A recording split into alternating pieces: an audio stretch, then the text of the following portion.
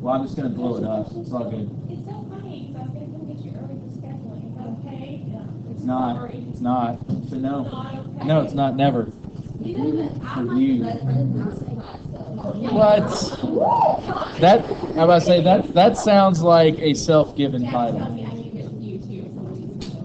Wait, one more second, please. This is disappointing. Nah, I'm excited. I've been dealing with a programming bug for 3 weeks, and I've now fixed it. And it's just it was such a stupid thing, too. It's always something dumb. But I'm on the cusp of being able to have a fully digital scorecard for the archery team to be able to use during practices, and that's super exciting. Of course, our season ends in 2 weeks, but, it'll still be there. It's fine. It's fine. It's shiny. We're great. Everything's great. So, we're going to be talking about the Industrial Revolution, as you know. And before we get into that, one of the things I want to start with is a discussion of industrialization, right? So you guys remember we watched that video, Humans Need Not Apply, and how he talked about industrialization is where you take machines and have to do the work of people or animals, right? That's what industrialization is. We're good with that? Good. You're like, same words. I know you. Okay, yeah, good. Fantastic. Right, so what provides this energy? What provides this work? Well, initially, we're going to deal with a steam engine, right? So a steam engine, if you turn your attention over to here, the first steam engine was invented by Thomas Newcomen. Now, I'll tell you this right now. You are going to have so many people in inventions. Like, it's off the hook. Like, you thought last chapter was bad? Oh, man. It's going to get bad. Like 30. Yeah, all that. You need all those things. Yeah, that's the thing is you guys need to write this. Taking pictures. As I've said before. Yes. Somebody go in, it's fine. Here, let me explain before you guys. Wait, you have to explain right. Easy. Relax, breathe. Thomas Newcomen invented the steam engine, right? But it was imperfect. It didn't work that great. It was only useful in certain applications. But then James Watt perfected it. And it's James Watt's engine that's going to be utilized throughout most of the Industrial Revolution. Now, it's a fairly simple process. The steam engine takes something hot, something like it's hot. It burns things, right? It burns stuff to create steam by heating up water and boiling it to create steam. Easy peasy. There's other forms of energy that we can utilize. For instance, the first usage of electricity. How do you make electricity? Instead of like nasty lightning bolts, that would be so metal. Not so much friction. But, well, I mean, there is, you can do it with heat, but there's seriously wires, lights. I'm saying, how do you generate electricity? Think about it. Well, you could. Solar power is a thing. Yes! You generate it. That was why I was saying, like, think of what I just said. It's a generator, right? Which is called a dynamo. Right? I'm about to give you some vocab words. Dynamo. So fast. Oh my God. Good thing I'm recording this. Where is this recording?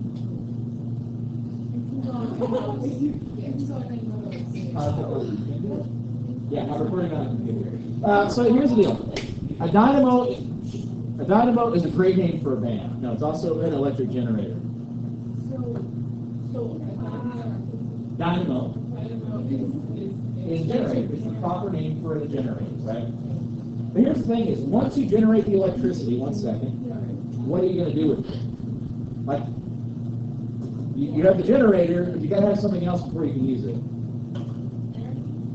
Well, no. That's an interesting point. I'm going to come back to that because that's something I wanted to talk about.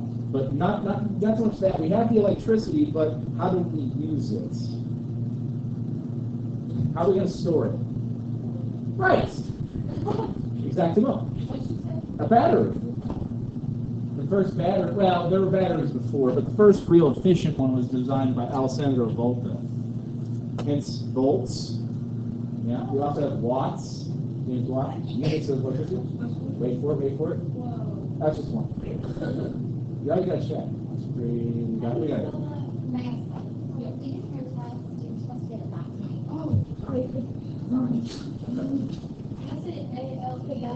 I have another one too. But Is an example of let me explain what you guys ought to know about these, because you've had to provide examples, things like that. If you can tell me who invented it, you're pretty much okay. Okay. how do you spell AOE? His name, Alessandro. Yeah, it's an Italian name. Don't worry just yet. I'm going to have a list of people here in a second, and he's going to be up there. Okay? So it's okay. It'll be fine. It'll be fine. It's just shiny. I'm going to get to that in a second. Because we have another form of energy we can generate. So what you said over there was power, energy, right? These are all different things. The energy is the potential for work. We use various sources to generate energy, right? So for instance, we can use electricity to make energy, we can use steam to make energy, or we can use internal combustion, which is developed by Nicholas Otto. Yeah, he's going to be on here in a second too. Nicholas Otto developed the internal combustion engine. It works through little tiny explosions, right? Combustion means fire, yes? Something that is combustible is easy to catch fire. Combustion is the process of things catching fire, explosions, right? So how do we use internal combustion engines in our world today?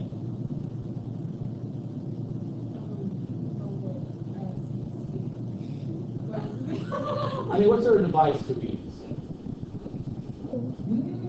You can. There's diesel that uses internal combustion. That's true. Yep. Rocket. Not exactly, because I can see where you'd say that, but that's a different process. Yep. What did you say it was again? Internal combustion is the process by which you, and that's kind of a weird way of, I think what you're asking is what does it mean? Yeah. Right? Internal combustion is a type of engine, right, that uses explosions to move stuff, right? And the answer is cars. Every automobile, for the most part, is internal combustion, right? Did you? I didn't hear you say it because I'm all the way over here. She whispered.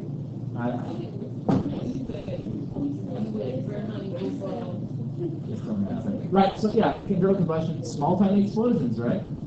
Of course, there's other methods as well. That's kind of the main ones. So all these things are ways of generating work, right? That's what we're interested in with this, the development of this.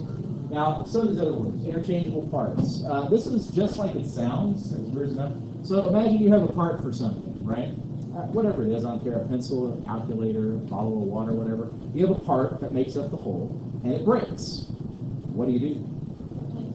Yeah, replace it with one that is interchangeable, right? It's the exact same. To put this into perspective, if I want to, say, put up shelves in my house, right? I can go to Home Depot, I can buy a box of like 100 screws for like $2, right? Because they are mass produced, they are exactly identical, there's nothing different between them really, except for small, maybe imperfections, right? Now, I have a flintlock rifle, right? It's an actual working flintlock rifle that one of the screws broke. It was part of the prism.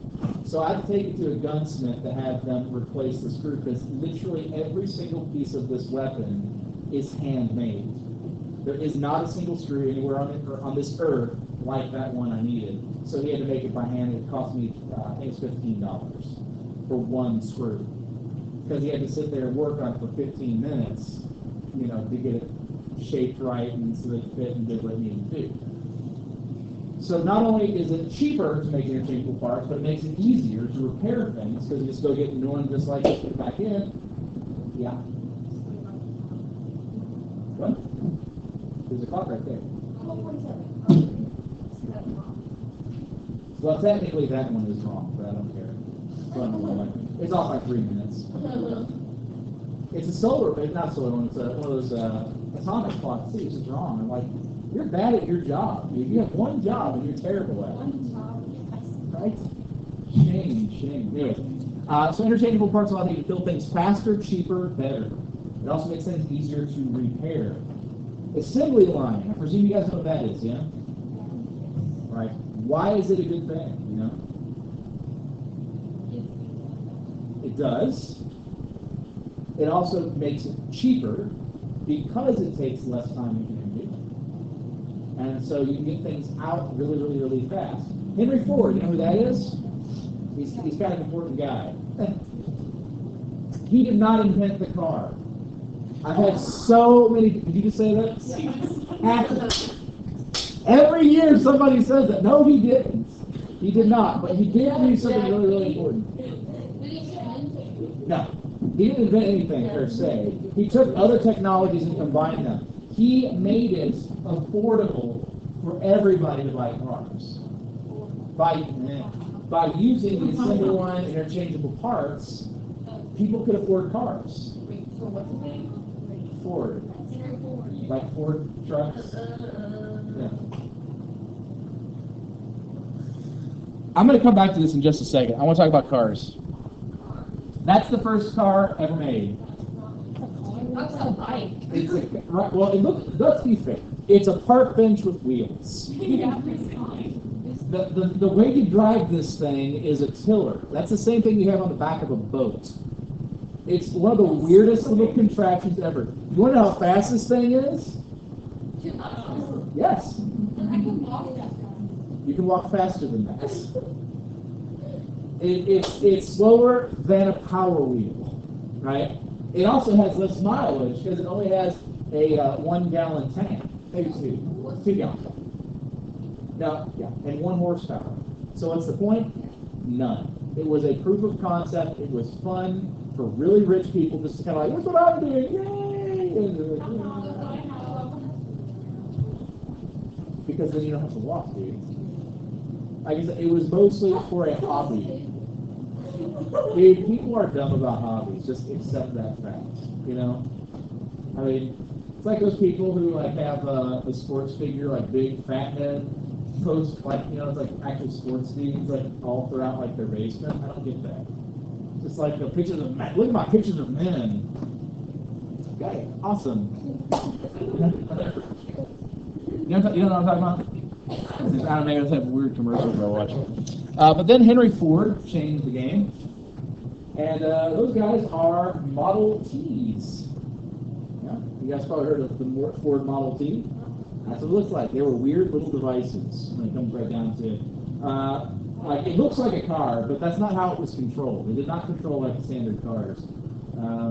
That came later. Yeah, they you bring in the chassis and the seat comes down on top of it. This is the assembly line. It actually makes sense because you have multiple levels of the factory. How do you get the body parts from the top layer to the bottom? Giant slide right now. Hey, that's exciting. Fun times. I feel like a lot of people probably fall off that. It would not surprise me. So we start kind of changing things. This is another design. I forget which one this one is, but if memory serves, this is a French model. I could be wrong. Admittedly, the early history of the car is quite weird, and how they were developing. These things were technically a car, and you would have passengers sitting in front of you, you know, for reasons. How safe is that? Not very. You only get to things like this, right? That's the Model A. You can tell it because it's got the advanced parts that it's black, or rather not black, let me say. They totally failed in that joke. All Model Ts are black. The reason was it was a cheap paint. He made it in one color only. Later, he started actually adding different paint choices. So like that thing we kind of take for granted. Well, he's famous for saying you can have it in any color you want as long as it's black. And then you have this. Just one step difference. That's Ferrari. That's Ferrari Enzo. The thing is that this is a legacy that builds up to this. Because the thing is, Ford's legacy wasn't that he made cars and no one had done that before. It was that people could start buying them and created an obsession. We, especially in this country, are obsessed with cars. We have so many cars. Holy cow! You don't even know. If memory serves, it's like 3.5 cars per person or something stupid like that. You can find on the scale real fast. We love us some cars because some people collect them. Like our family has 2, so we have less than that. But I have a friend who has like 5 or 6. We have 3, but that's because we have like 8 people in my family, so. Sure. And, there are situations like that, too. But, I know people who collect cars. Christ, Jay Leno has, 3,000 or something like that? Yeah. He collects them. He's got basically a museum of different cars, and he'll prescribe different ones that he wants. Some are movie cars, some are cars that are just, first production runs, some are just neat ones, some are sports cars, some are, whatever.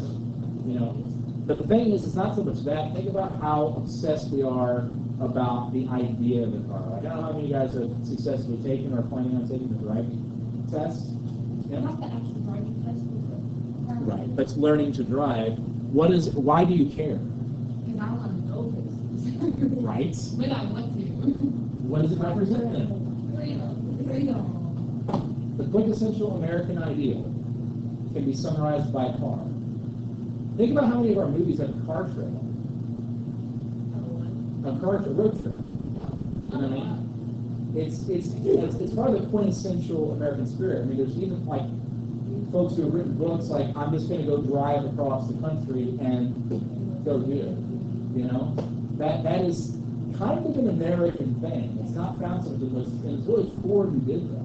He also allowed for suburbs to exist in the first place. Without personal transportation, it's not really possible. So this is, again, a paradigm shift. Let's go back. So we were there. I'm going to move on to here. No. I'm just going to say no. I'm going to save it for the wars. Wait, what? Yes, do we have to know dates? I'm like, no. I don't think I'm going to do that. I'm going to talk to you about those in a minute. Okay. I want to save that for the section when we get to Alfred Krupp and Rockefeller, because it'll make more sense there. Yeah, shoot. Buttons. So, institutions rules.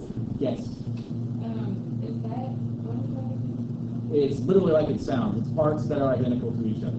Okay, and then something like it's like how you get stuff after. Well, that's why it's important.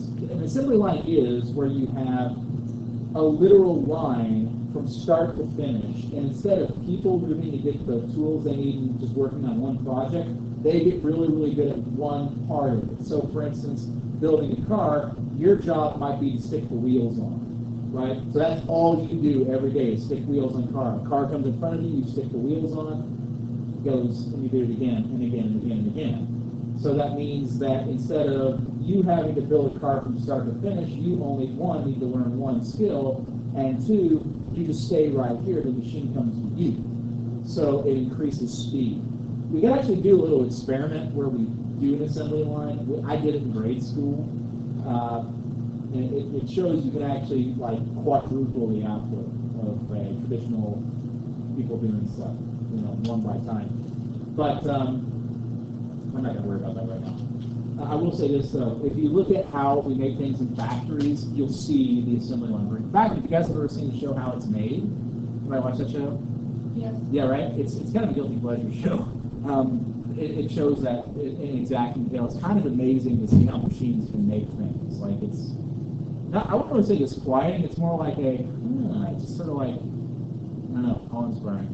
Like ice cream sandwiches. I don't know why that's one of the best episodes. It just is. Well, I've actually made caramel from scratch, so that I think that those kind of ones don't help with as much. All to me is been there, done that. Although I really want one of those taffy cooler machines because that sucks. I hate pulling taffy. My kids are almost big enough. I'm like, here, pull this. But you gotta do it for an hour. It's not a joke. You gotta get on it. But whatever. Yeah, shoot. No.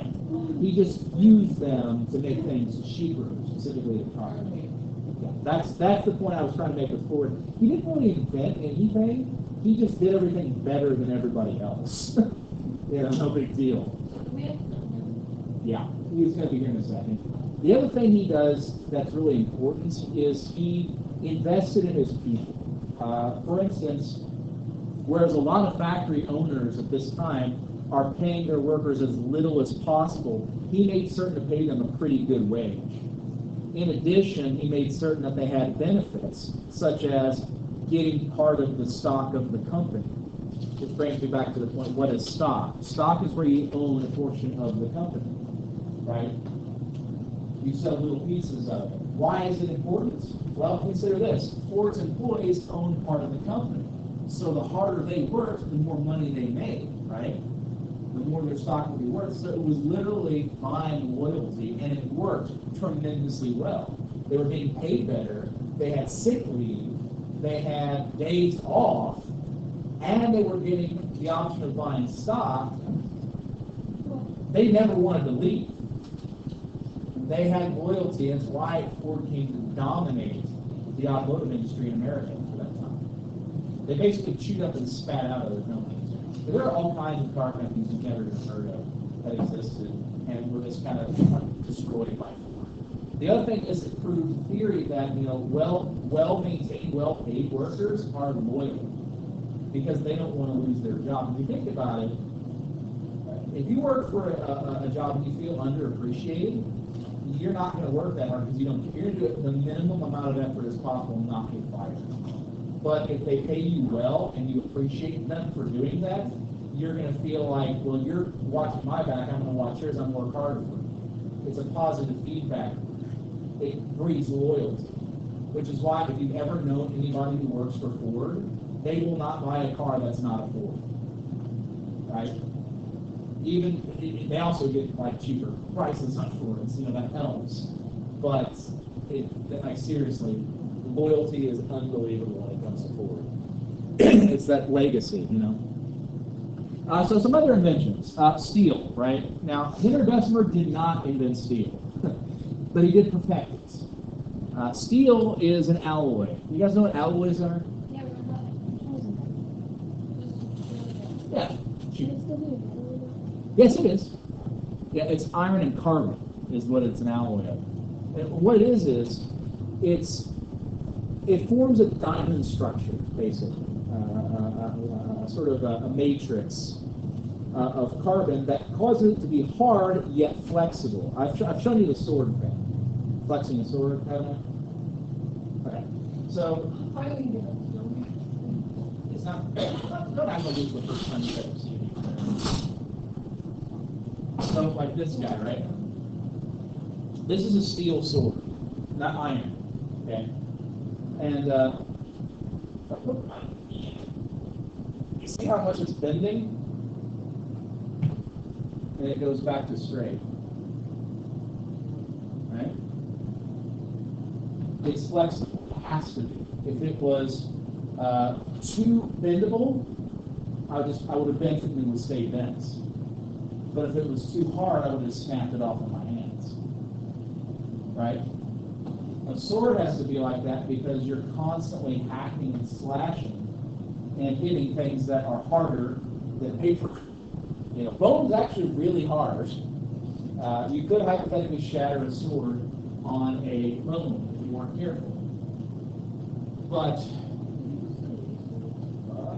not as much because they're not really that effective anymore with things like fully automatic weapons. Knives, on the other hand, oh yes. Knives are really effective. Think about it. But that being said, we're talking construction, right? Now, the first thing you have to understand about any building project is nature is trying to destroy whatever you build. So if you want to build something tall, you have to build it kind of like this. You guys ever built like a sand castle? You have to kind of build it like this, otherwise it falls down, right? So the same thing applies for stone. If you pile stones on top of each other, you have to have a wider base, otherwise it just gets knocked over, right? So how high can you build something like that? Not very. But if you want something that's tall, like some of the buildings we have today, some of the skyscrapers, you need steel, you need iron. And that is indeed what Bessemer makes possible, the building of skyscrapers. You guys know what the technical first skyscraper was? First actual, the Eiffel Tower. You'd be correct. Now, of course, it's all exposed steel and iron girders, but it's a proof of concept. And from that point on, they started building up. Remember how we had all these people coming into the cities, and there weren't enough houses and things like that? You build up. That's where the first high-rise apartment complexes came into thing. There's also when elevators became a thing, because it's all well and great for you to build a 100-story building, but what if you have to go up them stairs? Yeah, it would suck. So elevators, what's that? Alfred Nobel invented dynamite in 1866. You guys know what dynamite is, right? It's an explosive. Did we already talk about Nobel? Okay. So he invented it because he wanted to make mining safer. Whenever you mine, you have to blow up things, right? In fact, it's actually one of the easiest ways to go about mining in Minecraft. If you can craft dynamite, you just blow up stuff and you go fetch. It's easy peasy, lemon squeezy. But the thing is, it's dangerous. The main method of blasting in this time period was nitroglycerin, which is a liquid which is highly unstable. That's why you've ever seen like the Acme cartoons, like Wile E. Coyote and things like that. Merry Melodies. They have nitroglycerin. You shake it and it explodes. Right? Well, dynamite is essentially nitroglycerin but rendered in wax. There's more to it than that. That's just the basic idea. It makes it stable. It was developed by a chemist, Alfred Nobel, for the purpose of making it safer to mine. You wouldn't have as many accidents, right? But instead, people were using it as a weapon in war. And that absolutely horrified him. He was a pacifist, he hated war, he hated violence, and yet people were making it one of the most destructive weapons in the history of mankind. So, seeing it as sort of like a penance, he took his fortune that he made from the sale of dynamite and made the Nobel Peace Prize. It was literally a prize awarded to people for helping the cause of peace in the world. That's what that came from. We talked about Volta, we talked about the dynamo, which was invented by Faraday, and Thomas Edison. Yeah, two. What is dynamo? A dynamo is basically the property for an electric generator. So let's talk about kind of an important change. Thomas Edison creates the first incandescent light bulb. Okay? How would your life be different if the only method you had of light was a candle? I love that later. Okay, go for it. How would it be different?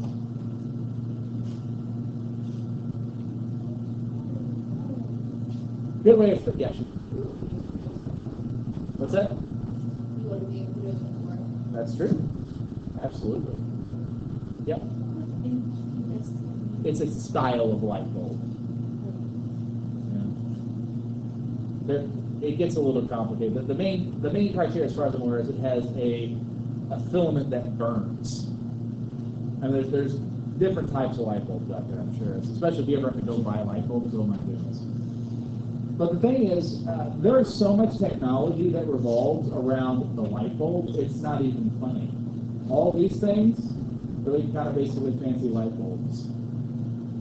It all changes, and also changes the way we work. Before this, you could not have much of a second shift. As soon as the morning rose, or as soon as the sun rose, you would start the factory up, and you have to shut it down once it got dark. Until you had light bulbs. Then you go 24/7. I mean, that's a tremendous change. Next. Carl Benz. He's the guy who actually invents the automobile. That little three-wheel joke-mobile we just looked at, that was his. There we are. Yep. Yeah, the Beatles.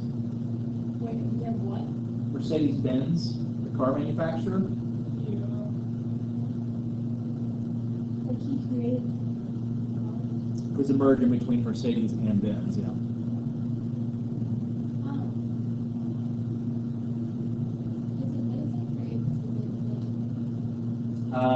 Yeah, more or less. So let's talk about the first flight, the Wright brothers. Yeah. Have you guys ever seen the Wright brothers plane? It's basically a kite, isn't it? It's a kite with an engine strap, well, 2 engine straps in it. But it was a proof of concept. It's going to be years before, or years after their first flight, that it becomes practical. And even then, it's not exactly something that you're going to want to try. There have been flight for years before this. Hot air balloons have been around for 100 years or more. And weirdly enough, the first aerial duel ever fought was between 2 very rich French dudes. They were really mad at each other, got in a duel with each other, and so they got into hot air balloons and shot at them with shotguns until one of them fell out of the sky and died. So, I mean, hey, that's one way of doing it, I guess. But for the most part, airplanes were just simply too impractical to do much with. Over time, the technology improves, and in World War I, you had the first incident of aircraft playing a significant role in the war, mostly through observation, though there, of course, was aerial combat, and you are going to be watching a movie on it here in a number of weeks when we get to World War I. Starring James Franco, actually. So I was like, the donk Kermit turns her head. The movie's called Flyboys. I will say this, it has a good basis in history, but it's very Hollywood. They take some concepts and just run with them like you wouldn't believe. But that's okay. It's fine. It's actually, the story of the movie is kind of weird because it was based on a novel written by guys who actually fought in World War I who were exaggerating. So, you know, that's kind of interesting. But there is some pretty neat stuff in it that is pretty close to accurate, pretty accurate, I'll say. But one of the main things they get right is sort of the attitude a lot of flyboys had at that time, and that was you could die pretty much every time you're going up in a plane.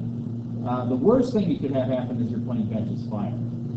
Because if your plane catches fire and you're flying, you basically have 3 choices. Number 1, try to land it. You're probably going to catch on fire on the way down and burn to death.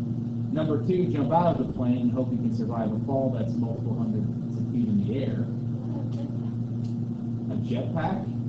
Not a jetpack, what's it called? A parachute? Yeah, that. Did not exist yet. Option number 3, allow them to carry pistols. Yep. So, them's your options if it burns up. There is the possibility of diving as well. Essentially, if your plane starts to catch fire, you shut off the engine and you just dive it as fast as you can to the ground. And as you're diving, weight is working with you, so you pick up speed, but it also can put the flames out. However, if it doesn't put out the flames, you're going to crash. Or B, you could actually not be able to pull out of the dive in time. In fact, there's another problem that these airframes were made with wood and canvas that were reinforced with wire. If you pulled up too fast, your wings could fly off the plane. You know, it's called wing shear. So that is a problem. Yeah. What do most people choose? I don't know the statistic enough to even to begin to guess on that. I don't know. Wait, so orbital and military related? Yep. Airplane. The Wright brothers.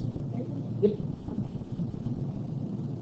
And then as far as communication tech is concerned, you guys know Morse code? It was developed for Morse by Samuel F.B. Morse to use with the telegram. The telegraph, I should say. The telegraph is the device. A telegram is something you send by telegraph. Do you guys know how it works? Okay, so a telegram is basically 2 machines connected by a wire. Using electricity, you can send a pulse of sound using a key. So while the key is up, you know, not being touched, it's silent. When you press the key down, it makes a beep, basically, or a clack, depending. Well, not really a clack. I guess it is just a beep. But anyways, so in essence, it's like beep, beep, whatever. So using Morse code, which is this right here, you can substitute the sound for the letter. So, for instance, if you wanted to say the word cat, it would be beep, beep, beep, beep, beep, beep, and then beep. So you get no. We'll be able to know No. But it was a way of communicating over long distances much more rapidly. We take for granted how easily we can communicate. But back in these times, sending a letter from one place to another could take weeks. Sending a letter from, say, England to the United States could take months. A telegram took 10 minutes. True story. Question? Or just get me to move. Do you have a question? Sorry, I thought you had your hand. Yeah, this is the other end of the device. And again, the telegram. Of course, the telephone will happen later. This is going to be the last slide we cover for today. Okay, so you guys we were talking about stocks and cartels and things like that. Okay, so a corporation is a company that has multiple owners. It also has a board of directors who work together to make decisions. Now, how you come across that is dependent on the various businesses, but long story short, that's what it is. It's a way for everyone to participate in a business. A cartel is where you have businesses that sell the same thing, setting prices together, right? So have you guys ever noticed that you might have multiple gas stations in a corner and they all have their gas for exactly the same price and it never really changes? Like, you never really see like a war between two gas stations where one's like, well, I'm going to charge $3 and then I'm going to charge $2, and they kind of keep competing like that. They all just set it and forget it. That is because there's sort of like we can't prove they're colluding on prices, because if we could, they would be fined. It's illegal. But they totally do. Like, it's perfectly acceptable for a business to look what they're selling it for and match their prices accordingly. It's not okay if they go and talk to each other and say, hey, what do you want to charge? Okay, I'll charge the same thing. That's collusion. That's a cartel. It's illegal. It's also illegal to form a monopoly, which is where you don't have any competition. It was not illegal at this point. So what this meant is some of these businessmen like Krupp, Rockefeller, and Carnegie were able to raise just unbelievable fortunes. They were just super, super rich. In fact, I think I read somewhere that Carnegie, this American iron baron, was richer equivalent-wise. Like if you take money and kind of go apples to apples, he was richer than Bill Gates. And basically it's because if you have every way of buying a product, if you own monopoly, if somebody wants that product, you can charge literally whatever you want. To put this into perspective and why it's a bad thing, a lot of internet service providers have not true monopolies, but they might as well be monopolies. So for instance, if you want internet, you can pay for dial-up, which is just so slow it's no one uses that. Or you can buy high speed, usually from one company, and the price is pretty high. I believe my wife and I, we have kind of towards the low end of the payment plans. One of the cheaper internet plans, and ours is like $50 or $70, something like that a month for internet. My brother's is more like $150. And download speeds are basically negligible. I forget the exact numbers, how they work out, but I think the average in the U.S. is like 15 megabytes download, something like that. And we pay huge amounts of money for it. Take, on the other hand, South Korea. In South Korea, you can get internet speeds of 110 megabytes per second for the equivalent of $10 a month. Because they don't have the monopolies there. Monopolies drive up price and they lower quality. They are always bad for us. corporations. They're great for businesses. I mean, if you own a business and you can get a monopoly, you can make so much stupid money, it's unbelievable. But it will be at a cost to everyone else. You know?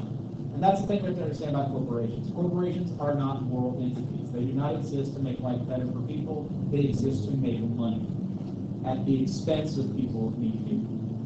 You should never expect moral behavior from a company. You should expect moral behavior from people. You know? Yeah. So what's a corporation? A corporation definition would be a business owned by multiple owners.